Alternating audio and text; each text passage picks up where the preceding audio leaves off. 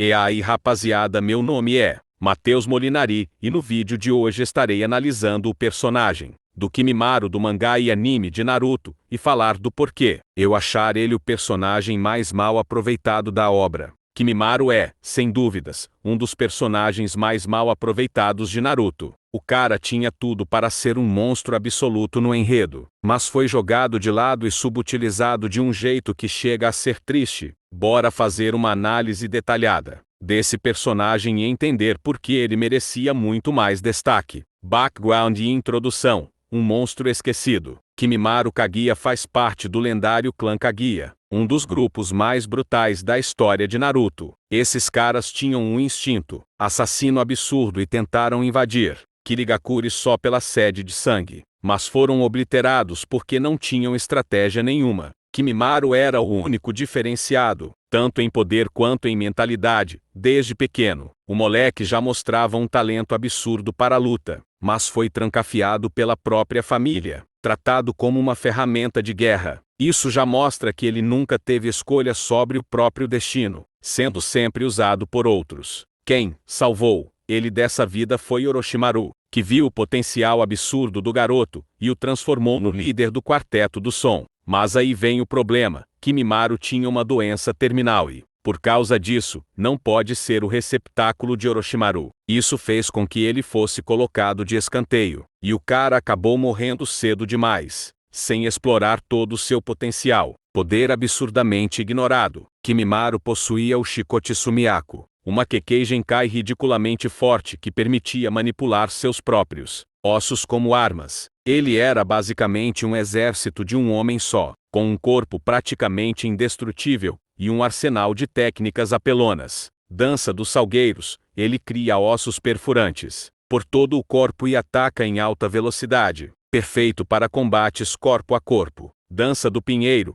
Espinhos ósseos crescem do solo, pegando inimigos de surpresa e perfurando qualquer um no alcance. Dança do Clamares. Liana e Flor. Ele cria um osso gigante mais resistente que aço e destrói tudo num golpe devastador. Dança dos Samambaias. Ele faz o campo inteiro virar uma floresta de ossos, perfurando qualquer um na área. Agora para e pensa, Kimimaro lutou o tempo todo doente, e ainda assim bateu de frente com Gaara e Rock Lee sem suar. Se ele estivesse 100% saudável, seria um dos ninjas mais brutais da série, facilmente nível Kenji ou até mais.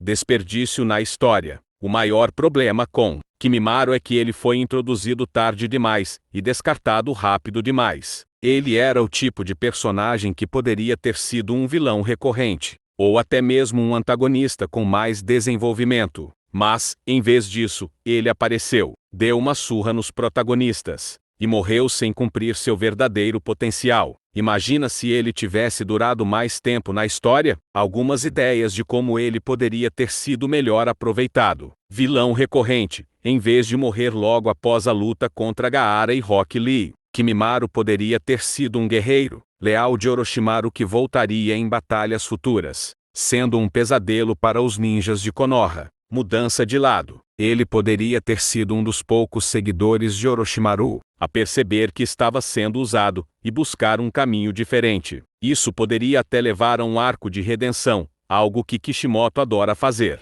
Receptáculo perfeito. Se Orochimaru tivesse encontrado um jeito de curar sua doença, Kimimaro poderia ter sido seu receptáculo definitivo. Imagina o estrago que Orochimaru faria com o corpo dele. Parte da Guerra Ninja. Ter trazido Kimimaro de volta no Irão Tensei durante a Quarta Guerra seria um jeito incrível de mostrar seu verdadeiro poder contra ninjas lendários. Mas o cara foi usado de forma irrelevante e nem brilhou na luta. Comparação com outros personagens menos interessantes. O que mais dói no caso de Kimimaro é que personagens muito menos interessantes tiveram mais tempo de tela e desenvolvimento. Por exemplo, Suigetsu e Jugo, que viraram parceiros de Sasuke, tiveram muito mais tempo na história, mas nunca chegaram perto do impacto que Kimimaro teve em sua única aparição real. Idai, um vilão com uma única habilidade, imortalidade ligada a rituais, foi bem mais explorado e teve um arco próprio, enquanto Kimimaro foi descartado rapidamente.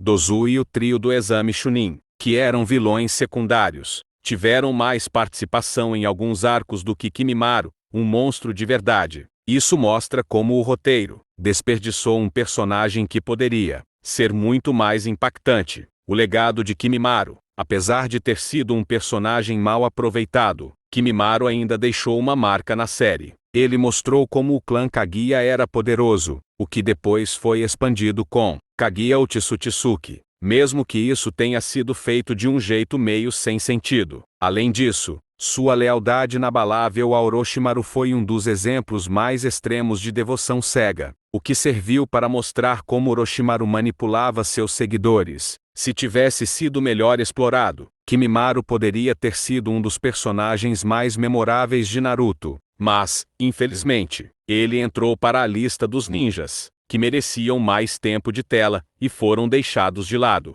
Um monstro que nunca teve chance. Kimimaro tinha design incrível, habilidades absurdas, potencial de desenvolvimento, e poderia ter sido um vilão ou até um anti-herói incrível, mas, por causa da decisão do roteiro de matá-lo rapidamente, ele nunca pode mostrar todo o seu poder. Se ele tivesse durado mais tempo na história, Naruto poderia ter um dos vilões mais insanos de todos os tempos. Mas, em vez disso, ele foi deixado de lado, e seu potencial foi completamente desperdiçado. Resumindo, Kimimaro foi um dos personagens mais subestimados e mal aproveitados de toda a franquia. E rapaziada, essa foi a minha análise sobre esse personagem, e já deixem um comentário sobre ele também. Já deixem o like, se inscrevam e compartilhem, e obrigado a todos que assistiram até o final. Tamo junto e falou!